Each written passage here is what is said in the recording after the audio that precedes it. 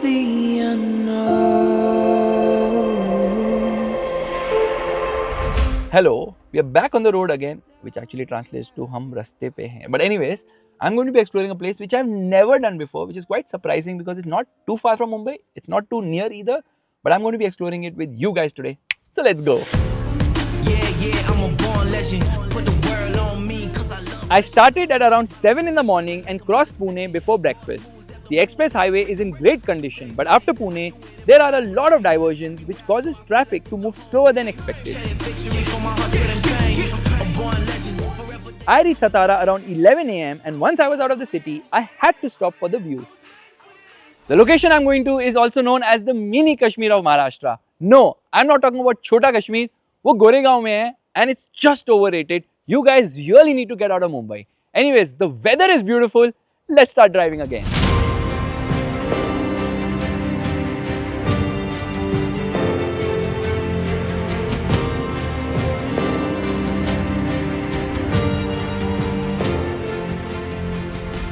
This road is amazing. By the way, the city I just crossed is known as Satara. It is surrounded by a total of 7 hills, because of which it was called Satara or 7 stars during older times. Later on, it got modified as Satara. Another interesting thing about the city is it was the capital during Maratha Empire, which was spread till Afghanistan. Oh my god, sexy turn incoming. Woohoo!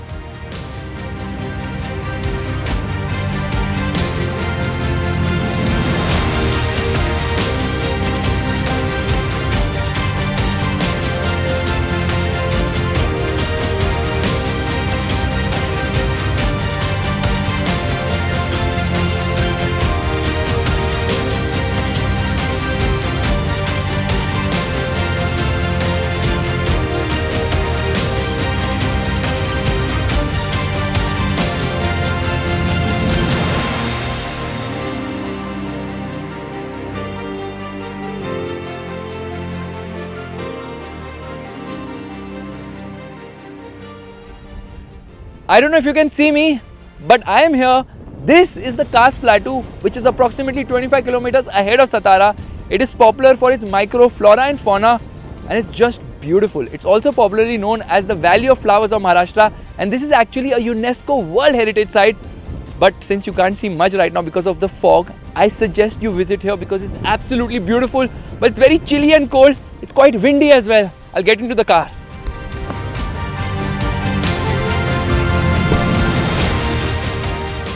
The major part of the plateau is a reserve forest and more than 850 species of flowering plants are reported here so far. It is observed that the plateau seems to change colors after every 15 to 20 days as the cycle of flowering plants progresses. Just ahead of the plateau is the Karst Lake, which is one of the water sources for Satara city. The funny part is, right now I'm driving the Scorpio N just beside the lake, but it is not visible due to the fog. Even I wasn't able to see it.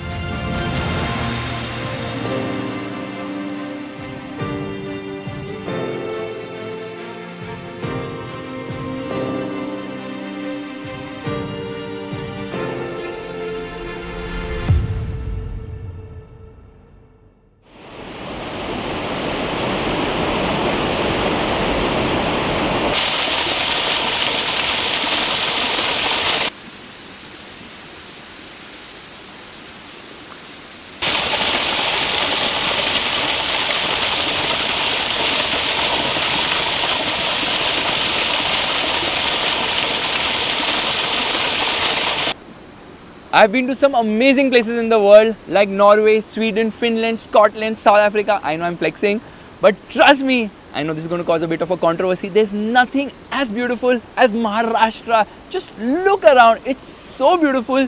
The waterfall right there. It's very peaceful. It's just me, my car, and the sounds of nature. Anyways, my next destination and the final destination for today is Tapoda, which is the mini Kashmir, and I'm going to be staying there overnight. This whole area comes under Koina Wildlife Sanctuary and is extremely beautiful.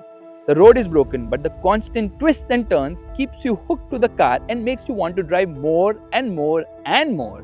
The surrounding views cannot be described in words whatsoever, and you keep falling in love with everything you see here. I had to control myself because I had to reach Bamnoli before 6 p.m. to take the last ferry to Tapoda.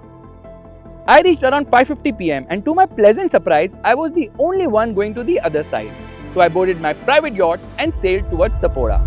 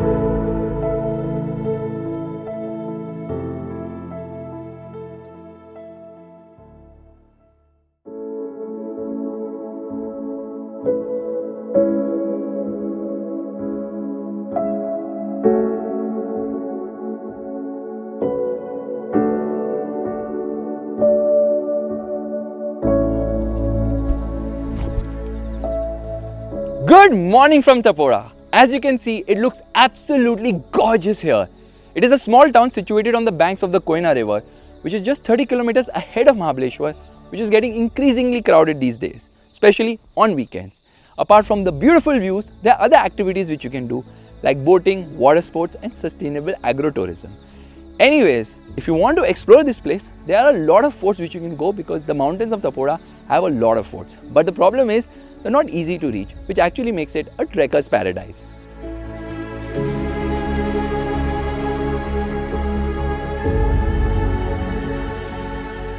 After some unsuccessful attempts of throwing skipping stones in the lake, I decided to leave because there's one extremely important thing which is pending, and when you have something like the Mahindra Scorpio N, it is mandatory to do it.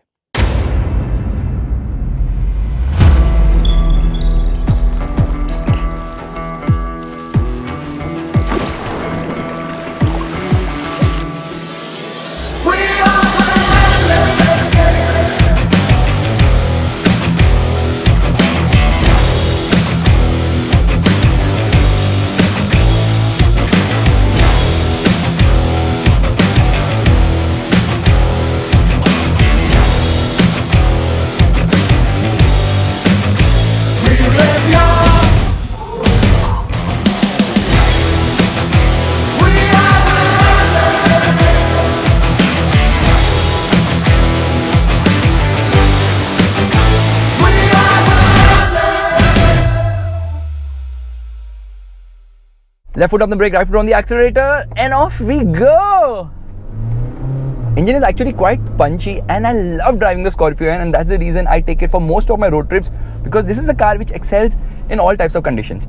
In the city, the steering is quite light, so it's easy to maneuver in spite of the massive size of this car. Come out on the highway, well, it decimates bad roads like this, and then obviously the steering weighs up well at higher speeds, which means that you can drive from one city to another effortlessly. Then obviously this car also excels when you drive it on really bad patches of roads because the suspension is quite robust and the ride quality is also amazing. But personally, the thing I like the most about this car is the commanding driving position. I'm seated really very high up, which gives me a very good view of what's around. But the thing I like the most is that I can see the complete hood while driving, which is just amazing. It's all about the feel, and the Scorpio N absolutely excels when it comes to driving feel. I'm thoroughly enjoying the drive. The roads are so amazing. Look at the roads and the curves. And then you hit a bad patch of road. No issues in the Scorpio N. You don't even have to slow down. You can just go at full pelt. That is the real fun of an SUV.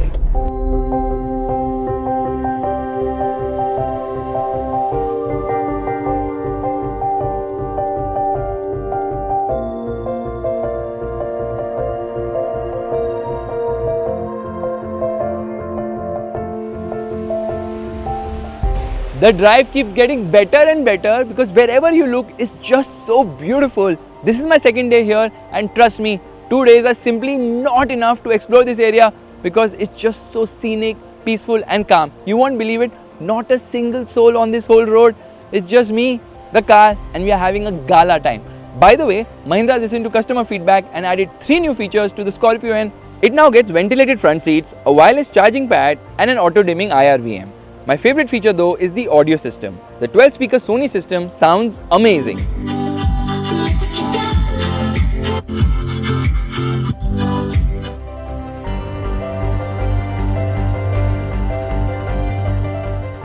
After soaking up the beautiful surroundings a bit more, I started driving towards the final destination. As I said earlier, 2 days are just not enough to enjoy and explore Tapoda. But whatever I managed to explore, it was truly a wonderful experience.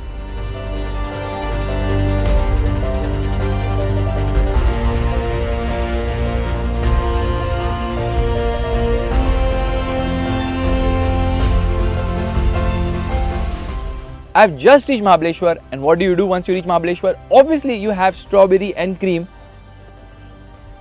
It's just awesome. Just like the journey, just like the car, the Scorpio N continues to impress.